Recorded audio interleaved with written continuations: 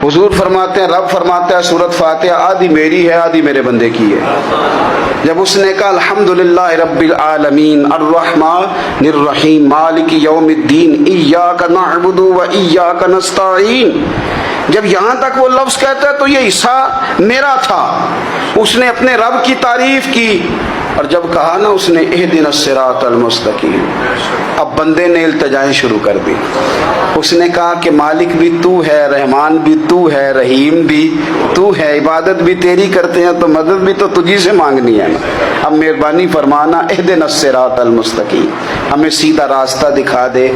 صراط الذین انعمت علیہم، ان لوگوں کا راستہ دکھانا جن پر تو نے انعام کیا ہے، غیر المغضوب علیہم ولا الضالین، ان کے راستے پہ نہ چلانا جن پر تیرا غضب ہوا، جو گمراہ ہو گئے ان کے راستے۔ تو نماز میں جب ترجمے پر آپ کا غور ہوتا ہے تو